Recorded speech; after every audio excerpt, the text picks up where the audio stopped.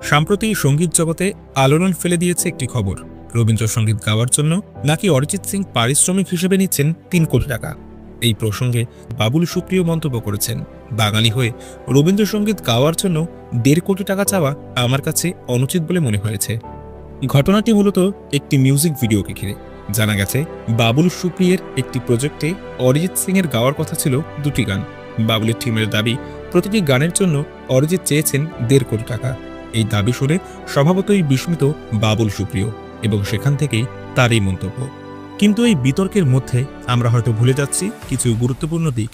কয়েক বছর আগেই মুম্বাইয়ের একটি কনসার্টে অরিজিৎ বলেছিলেন, আমার ১০০ কোটি টাকার দরকার। শুনে অনেকেই হয়তো চমকে গিয়েছিলেন।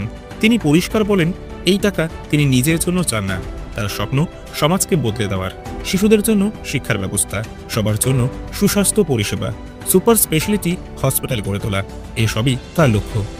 এই স্বপ্ন পূরণের জন্য তিনি নিজের শহর জিয়াগঞ্জ থেকেই শুরু করেছেন স্বেচ্ছাসেবী কাজ। আর্থিক সাহায্য নয়, তিনি সাধারণ মানুষের কাছ থেকে চান কেবল সমর্থন আর ভালোবাসা। হ্যাঁ, হয়তো কনসার্টের পারিশ্রমিক ২.৫ কোটি বা গানের ১.৫ কোটি টাকার কথা শুনলে অনেকেই কটাক্ষ করেন, কিন্তু একটি কথা ভুলে গেলে চলবে না, ভালো কিছু করতে গেলে বা স্বপ্নকে বাস্তব করতে গেলে অর্থের দরকার তো হবেই। আর যদি সেই অর্থ সমাজের কল্যাণে খরচ হয়, তাহলে হয়তো কিছু সমালোচনার ভারও বইতে হবে। আমাদের এই একটি মনকে বারবার জয় করে নিয়েছেন অরিজিৎ সিং, আর তার সুন্দর ভবিষ্যৎ এবং স্বপ্নকে বাস্তবায়িত করার লক্ষ্যে আমরা সবসময় তার পাশে আছি।